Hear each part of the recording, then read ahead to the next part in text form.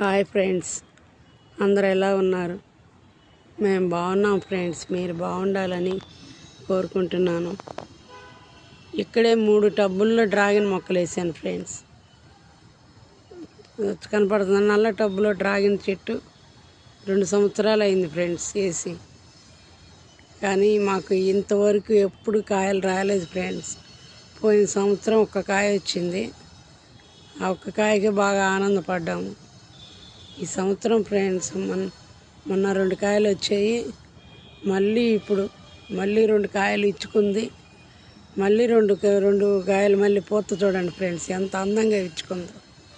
అసలు చాలా ఆనందంగా ఉంది ఫ్రెండ్స్. నాకు ఒక కుండీలో డ్రాగన్ మొక్క పెట్టి పెంచి దాని కాయలు కాపిచ్చి కాయలు తింటామంటే అసలు చాలా కళ అనిపిస్తుంది ఫ్రెండ్స్. నాకు కళగానే ఉంది.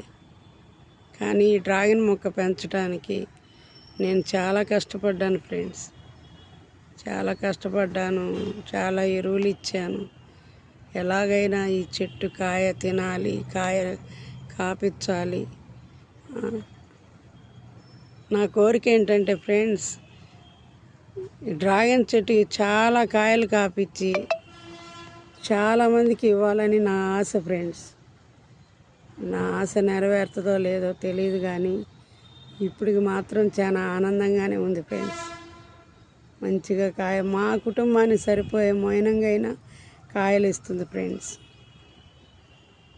ఇక మీదట కూడా మంచిగా చెట్లు పెంచి ఈ డ్రాగన్ మొక్క బాగా ఇంకా చాలా కుండీల్లో పెట్టి బాగా మంచిగా పెంచి చాలామందికి ఇవ్వాలని నా ఆశ ఫ్రెండ్స్.